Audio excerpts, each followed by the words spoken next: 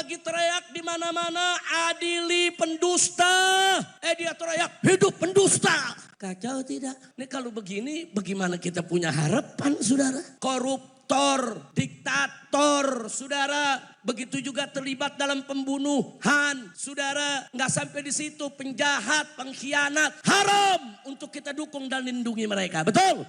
Jadi kalau kita katakan hidup maling, berarti kita dukung maling. Kalau hidup pengkhianat, berarti kita dukung pengkhianat, saudara. Kalau maling, penipu, pembohong, pengkhianat, bukan hidup. Adili, adili. Ayo, bingung kan lo? Adu setan? Adu setan? Kalau Habib mah jawabnya wajib. Biar setan mesetan pada ribut. Amin. Amin.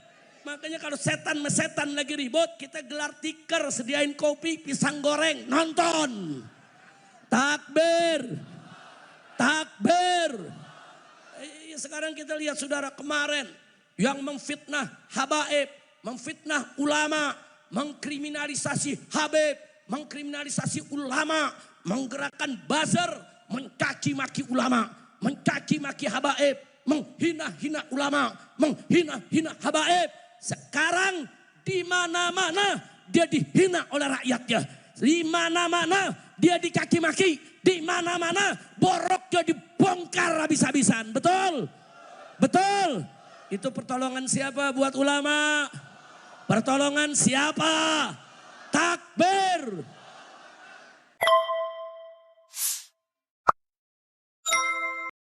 Assalamualaikum warahmatullahi wabarakatuh. Halo sobat semua, semoga kalian selalu sehat dimanapun berada dan dimudahkan segala urusannya. Habib Rizik kembali membuat khutbah yang kontroversial saat acara Haul Abi. Jadi beliau ini mengkritisi kebijakan Prabowo terkait perekrutan Menteri Kabinet Merah Putih.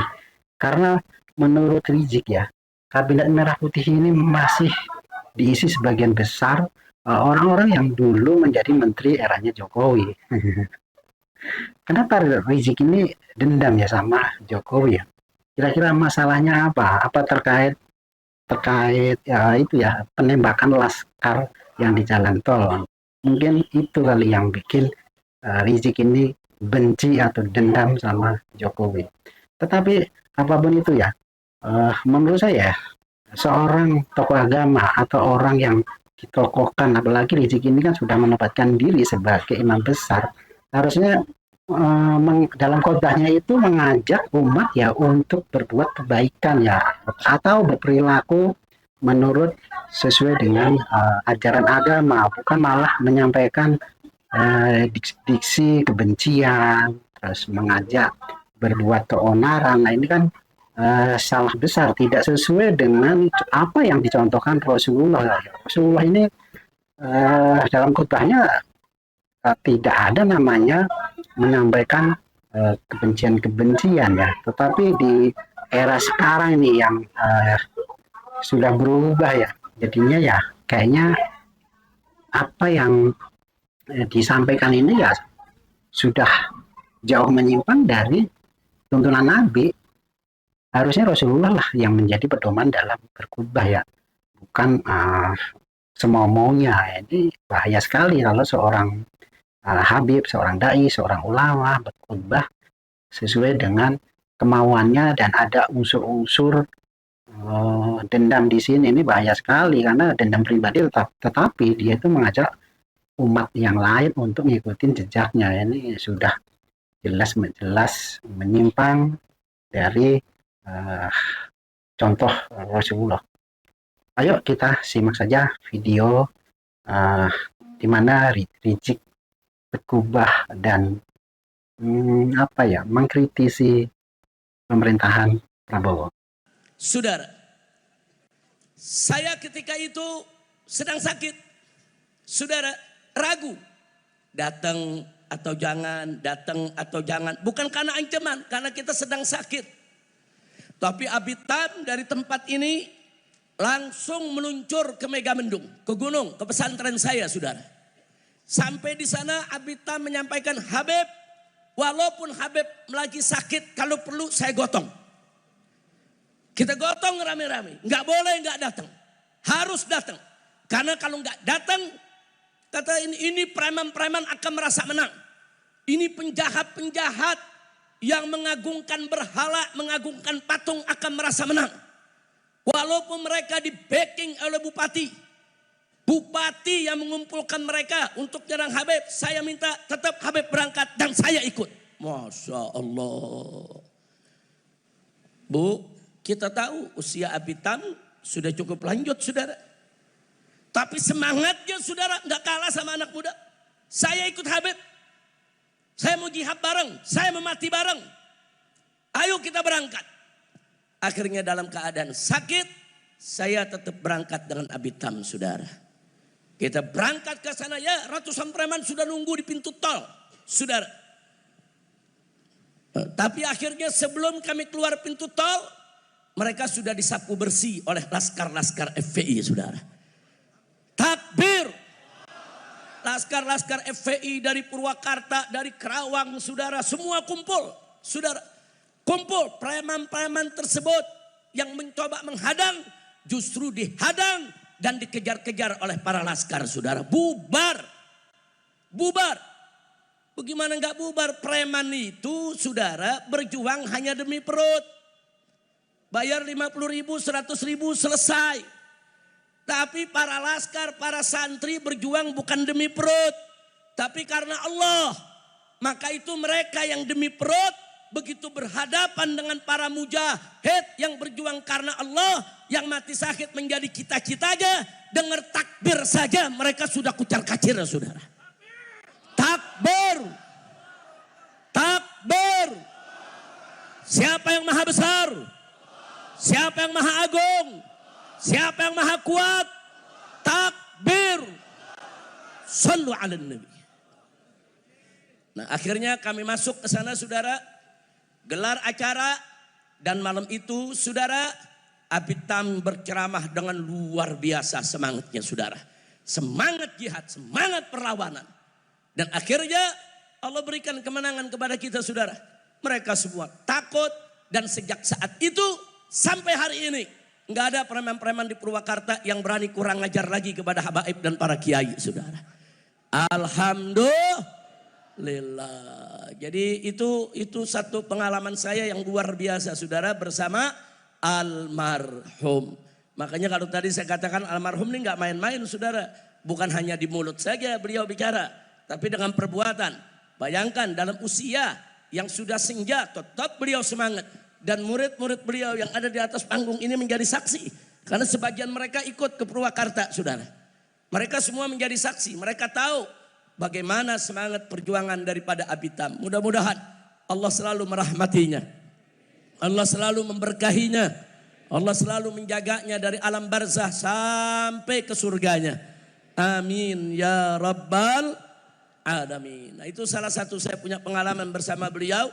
Saya hanya ingin mengingatkan di sini. Dan waktu saya menggelar bersama-sama para ulama, bersama para kiai. Menggelar aksi 411, aksi 212, aksi yang berjilid-jilid. Saudara, orang yang ada di belakang saya adalah Abitam. Semangat beliau, doanya, dukungannya. Bahkan beliau ikut keliling. Dari pesantren ke pesantren, dari kiai ke kiai. Beliau yang ikut memobilisasi. Supaya kiai, pesantren, majelis taklim di mana-mana ikut turun saudara.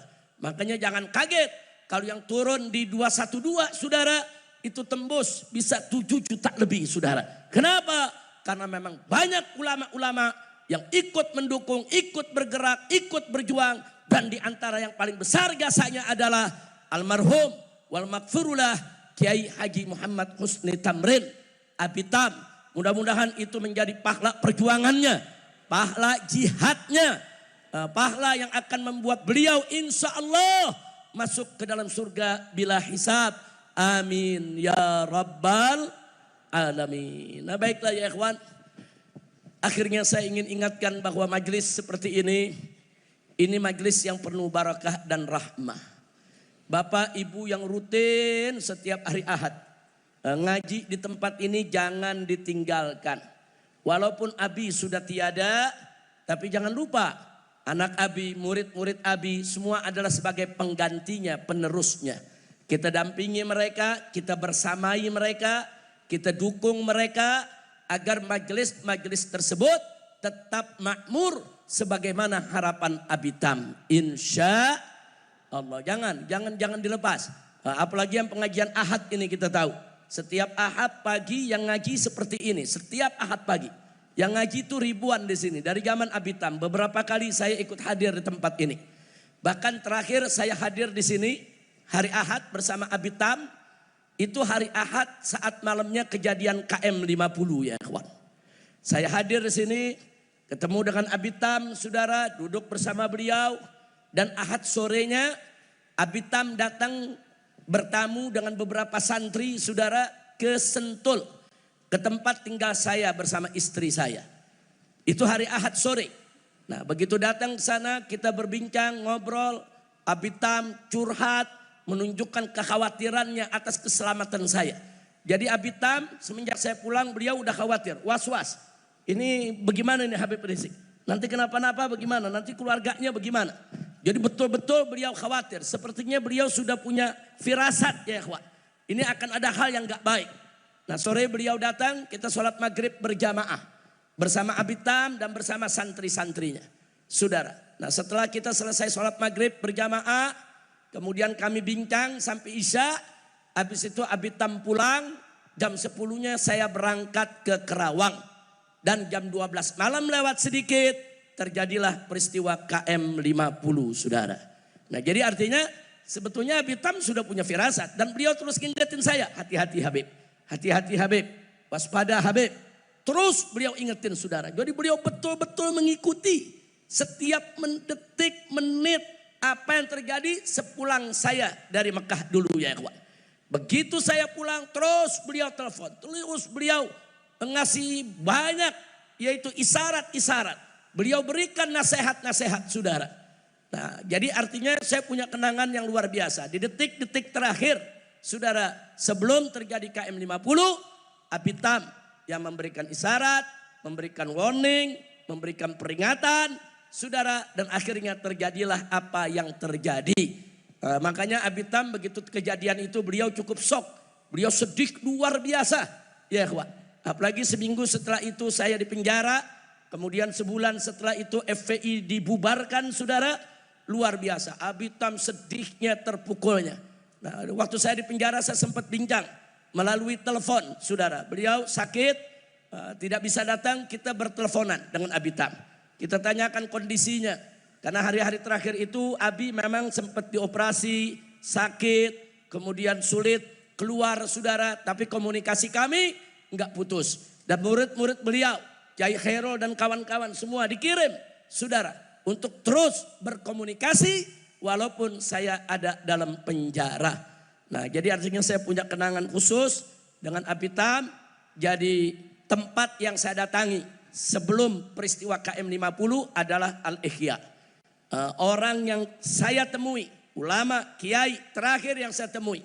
Sebelum peristiwa KM 50 adalah Abitam saudara. Nah makanya setelah kejadian itu Abitam pesan betul. Habib ini KM 50 gak boleh dibiarkan. Ini KM 50 harus terus dituntut. Harus terus dituntaskan. Dan semua yang bertanggung jawab harus diseret ke pengadilan. Insya Takbir. Saya mau tanya, jalankan jangan pesan Abitam. Jalankan jangan pesan Abitam. Siap tuntaskan KM 50. Siap tuntaskan KM 50. Takbir. Sallu ala Nabi. Ya, kami akan tuntaskan. Sampai hari ini semua bukti, semua saksi kita sudah kumpulkan. Kita hanya tinggal tunggu momentum yang pas, yang bagus saudara. Agar kasus ini bisa berjalan. Maka itu kita ingatkan saudara. Jangan lupa bahwa kita ini anti kezoliman. Dan kita tidak akan pernah membiarkan kezoliman. Allah berfirman dalam Al-Quranul Karim. Faqala ta'ala. Wala tahsabanallaha ghafilan. Amma ya'malu zalimun. Jangan kalian sangka. Jangan kalian kira. Kalau Allah itu ghafil. Allah itu lalai. Daripada perbuatan orang-orang yang zalim. Enggak. Allah enggak bakal lalai. Allah enggak bakal pernah lupakan itu semua saudara. Enggak. Allah maha adil. Siapa yang berbuat kezaliman pasti Allah akan balas saudara. Baik di dunia maupun di akhirat. Dan Allah paling tidak suka dengan kezaliman. Makanya dalam Al-Quran juga dijelaskan saudara, innallaha la yazlimun nasa syai'a walakinan nas anfusahum yazlimun. Sesungguhnya Allah tidak pernah dan tidak akan pernah menzalimi manusia sedikit pun. Walakinan nas, akan tetapi manusia itulah anfusahum yazlimun, yang menzalimi diri mereka sendiri. Jadi nggak ada Allah menzalimi saudara, tapi manusia yang menzalimi diri sendiri. Jadi kalau Allah memberikan balasan kepada orang-orang yang berbuat zalim, itu keadilan Allah. Allah tidak berbuat zalim. Jadi nggak usah khawatir. Yang zalim-zalim itu saudara pasti. Sebagian mereka sudah meninggal dunia. Sebagian mereka saudara sudah mati dari orang-orang yang bertanggung jawab di KM 50. Tinggal kita lihat saja nanti ketemu di pengadilan akhirat saudara. Mereka enggak bakal bebas begitu aja. Sebagian lagi mereka masih hidup, bahkan ada yang terus diberikan jabatan, dinaikkan jabatannya, diberikan kedudukan. Dan saya sudah sampaikan protes ini kepada pemerintah saudara. Saya sudah sampaikan saudara melalui orang-orang dekat Bapak Presiden. Kalau Bapak Presiden mau dihormati habaib, mau dihormati ulama, mau dihormati umat Islam, mau dibantu, mau didukung, mau dijaga, mau dibela, maka bersihkan kabinet merah putih dari orang-orang bermasalah. Takbir. Betul. Jadi kalau orang yang saudara sudah terkena korupsi, jangan diangkat masuk kabinet. Orang yang melanggar HAM jangan dimasukkan dalam kabinet. Saudara, orang-orang yang bermasalah, yang terlibat pembunuhan, gak boleh dimasukkan dalam kabinet. Kita gak diam saudara, saya terus pantau saudara. Nah cuman kita sedih, orang di mana-mana teriak, adili maling. Ada yang teriak, hidup maling. Kacau tidak? Orang lagi teriak, saudara, adili pengkhianat. Dia teriak, hidup pengkhianat. Kacau tidak? Orang lagi teriak di mana-mana, adili pendusta. Dia teriak, hidup pendusta. Kacau tidak? Ini kalau begini, bagaimana kita punya harapan saudara? Harapan kita bisa sirna. Kalau melihat orang-orang macam ini, yang namanya pendusta, penipu, pembohong, koruptor, diktator, saudara. Begitu juga terlibat dalam pembunuhan, saudara. Nggak sampai di situ, penjahat, pengkhianat. Haram untuk kita dukung dan lindungi mereka. Betul? Jadi kalau kita katakan hidup maling, berarti kita dukung maling. Kalau hidup pengkhianat, berarti kita dukung pengkhianat, saudara. Kalau maling, penipu, pembohong, pengkhianat bukan hidup, adili. Hukum mereka, betul? Takbir. Sallu ala nabi. Makanya saya galeng-galeng kepala, saudara, ini apa maksudnya? Kok pakai hidup maling, hidup pengkhianat, hidup penjahat? Masya Allah, udah paham semua ya? Terang. Sadayana parantos ngartos. Nyaho. Saha nyaho. Betul. Udah gak usah disebut ya. Iya. Dari dulu juga Abitam saudara tegas kalau di atas mimbar, tanya Kiai Khairul. Abitam, wah gak pakai tedeng ngaling-ngaling, namanya disebut sama Abitam. Betul. Kok Habib sekarang namanya gak disebut? Gue udah berkali-kali di penjara. Gue sebut di penjara lagi. Ente mau ente di penjara lagi? Hah? Badai ente? Alhamdulillah, tapi udah paham ya. Parantos ngartos. Ya udah ngobrol lagi buat obrolan warung kopi saudara. Alhamdulillah, jangan khawatir saudara. Maka itu saya bersyukur kepada Allah. Doa umat di mana-mana digabulkan oleh Allah. Alhamdulillah. Oh, bagaimana nggak dikabulkan? Di masjid-masjid, musola-musola, pesantren-pesantren, majelis taklim, tablik akbar. Di mana-mana hampir tiap hari kita dengar para kiai, para ulama, para santri baca sholawat asghiliz zalimin biz zalimin. Betul? Betul. Bahkan ada yang naik mobil disetel di mobilnya sholawat asghiliz zalimin biz zalimin. Apa itu artinya asghiliz zalimin biz zalimin? Kita minta kepada Allah, sudahlah dengan barakah nabinya saudara, agar orang zalim dibikin sibuk dengan orang zalim. Alhamdulillah. Sekarang orang zalim lagi pada ribut. Alhamdulillah. Lagi main jorok-jorokan ke penjara. Alhamdulillah. Lagi main buka-bukaan borok saudara. Alhamdulillah. Saya mau tanya, itu pertolongan siapa untuk kita? Siapa yang maha penolong? Siapa yang maha besar? Siapa yang maha perkasa? Takbir. Sallu ala nabi. Luar biasa saudara. Ya ada yang nanya saya, Habib kok gak ikutan? Ini orang lagi pada ribut kok Habib lagi diem aja, kan begitu? Jawab jangan.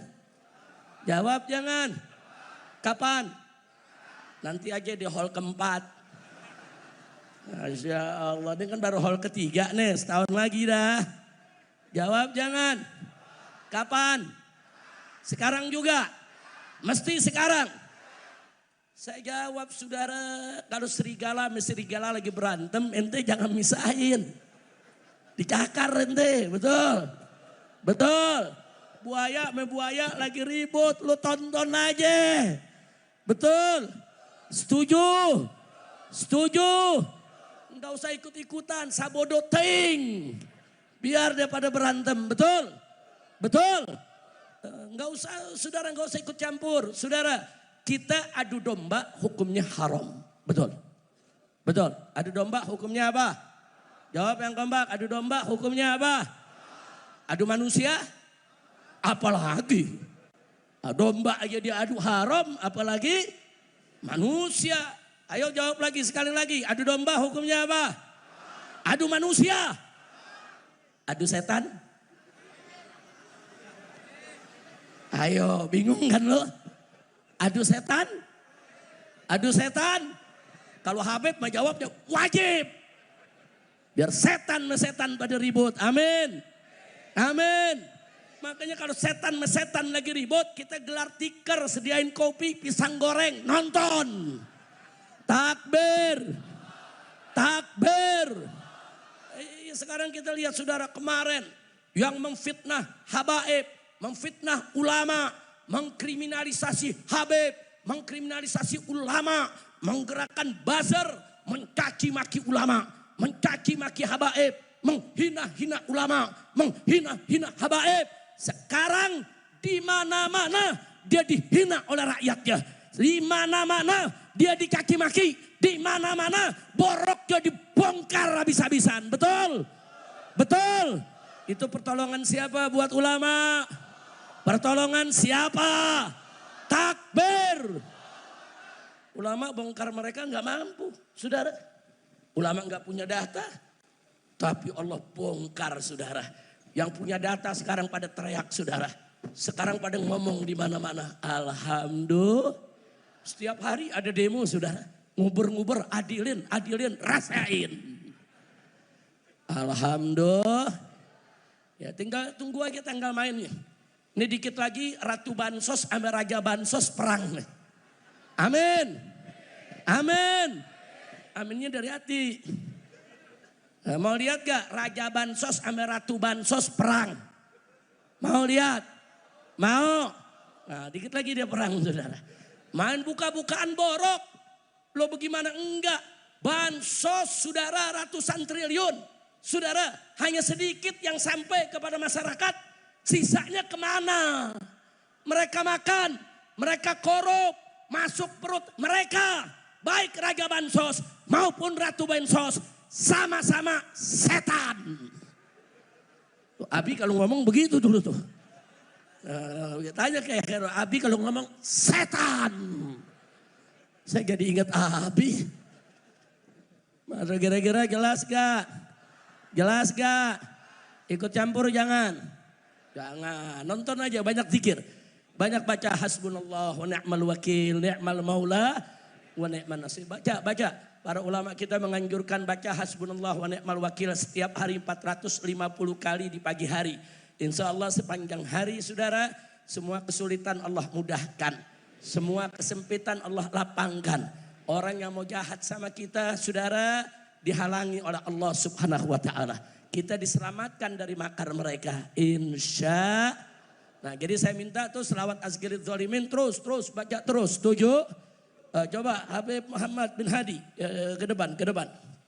Habib Muhammad bin Hadi, ini saya punya menantu. Ini menikah dengan anak saya yang kelima, yaitu Syarifah Mumtaz, lulusan Insan Kamil saudara, Syarifah Mumtaz. Baik, kita baca sama-sama semuanya. Allahumma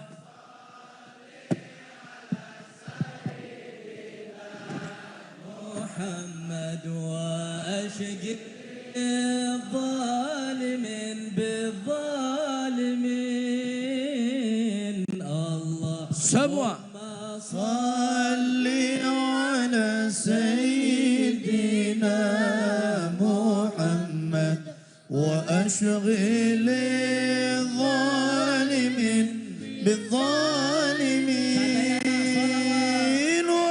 وأشغلنا من بينهم سالمين وعلى آله وصحبه أجمعين. Sekali lagi. Allahumma salli ala Sayyidina Muhammad wa ashghil الظالمين بالظالمين. اللهم صل على سيدنا محمد أشغل الظالمين بالظالمين. Angkat tangan semua.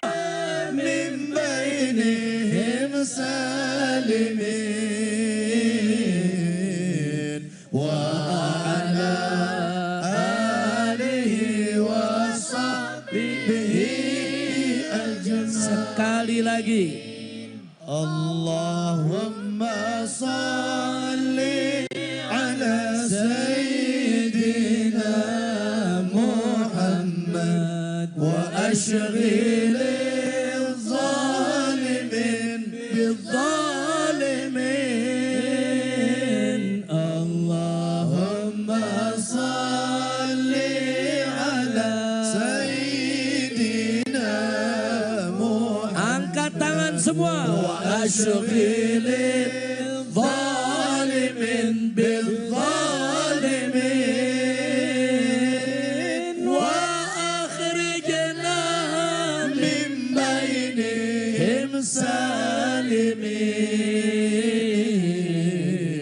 وعلى آله وصحبه أجمعين. صلى الله ربنا على نور المبين أحمد المصطفى سيد المرسلين. صلى الله ربنا على نور المبين أحمد المصطفى سيد المرسلين وعلى آله وصحبه أجمعين وعلى آله وصحبه أجمعين. صلوا على النبي. صلوا على النبي. صلوا sallu ala nabi. Allahumma salli wa sallim wa barik alaih wa ala alihi wa ashabih. Nah baik ya ikhwan, jadi amanat pesan daripada Abitam untuk terus mengusut, melawan kezaliman KM 50 akan terus kita lanjutkan. Nah kita tidak akan pernah berhenti. Dan sebelumnya saya sudah sampaikan ke pemerintah saudara. Saya sampaikan kepada Bapak Presiden melalui orang-orang dekat mereka semua. Waktu saya ditanya bagaimana Habib soal kabinet merah putih yang dibentuk oleh Bapak Presiden. Saya katakan secara umum kabinetnya bagus. Tapi sayang masih berbau anyir darah KM 50. Nah, kenapa saya katakan masih bau anyir KM 50? Karena yang jadi menteri di sana ada orang-orang yang terlibat di KM 50 ya kawan. Bukan satu, beberapa orang saudara. Jadi saya katakan bau anyirnya ini harus dibereskan. Sekarang ini akan ada sebentar lagi reshuffle. Saya minta dengan hormat, dengan segala hormat kepada Bapak Presiden Prabowo segera reshuffle kabinet, bersihkan kabinet Bapak dari Jokowi dan kroni-kroninya. Takbir. Kalau itu dilakukan oleh Bapak Presiden, insya Allah Allah akan menjaga beliau dan beliau akan sukses memimpin bangsa Indonesia. Tapi kalau beliau tidak bersihkan, kesian beliau saudara. Karena beliau akan dirusak, akan terus diganggu saudara segala programnya oleh orang-orang yang bermasalah ini. Jangan lupa Nabi mengatakan, idza aradallahu bil amiri khairan. Kalau Allah menginginkan kebaikan untuk seorang pemimpin, yaj'al lahu wuzara'u khair. Allah akan jadikan bagi dia, Allah akan kirim untuk dia menteri-menteri yang baik. Dan sebaliknya, idza aradallahu bil amiri syarran.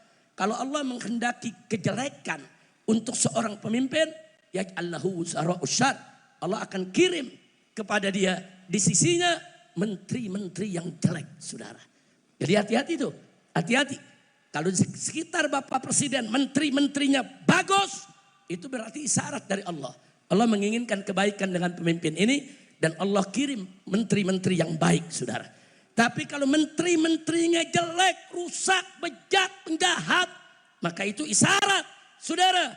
Kalau Allah nggak menghendaki kebaikan dengan pemimpin ini, maka itu minta kepada Allah, ya Allah jadikan pemimpin kami sebagai bagian orang yang baik.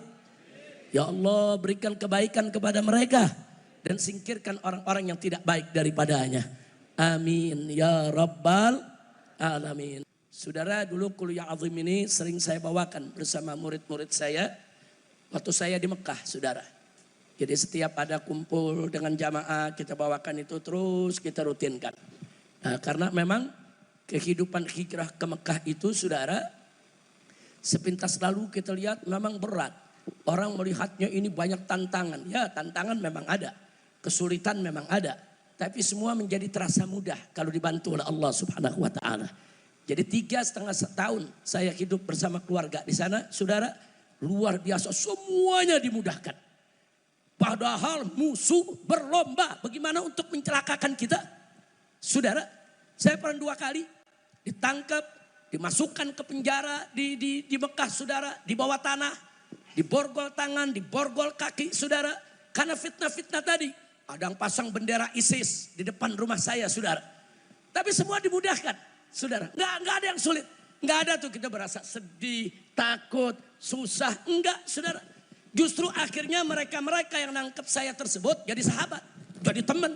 Itu yang mati-matian membantu saya supaya bisa pulang ke Indonesia, saudara. Ya, kita tahu bagaimana pada saat saya mau pulang, saudara, sampai saudara bookingan pesawat, nama saya, nama istri, nama anak-anak hilang dari bookingan. Sudah bayar, sudah booking, hilang, saudara. Jadi sampai mereka menggunakan hacker, saudara, bagaimana membatalkan perjalanan saya ketika itu, saudara. Begitu nama itu sudah ada lagi, saudara, kita tuntut orang-orang tadi yang ngebantu, saudara. Orang-orang tadi yang dulu nangkep saya, yang dulu nginterogasi saya, saudara. Mereka yang bantu habis-habisan dengan izin Allah Subhanahu wa ta'ala. Yang tadinya hilang nama, muncul lagi. Begitu sudah di airport, saudara, barang sudah masuk semua, hilang lagi satu nama. Nama putri saya, Fairuz, yang sekolah di sini, saudara. Karena mereka tahu kalau satu nama hilang, Habib Rizik nggak mungkin berangkat. Dan nggak mungkin ninggalin anaknya sendiri di Mekah, saudara. Hilang lagi itu nama. Saudara, di counter turun, saudara, orang-orang yang tadinya nangkep saya, mengganggu saya, intelijen Saudi turun. Mereka turun, mereka tidak mau tahu, mereka ke kantor. Nama anak ini harus masuk.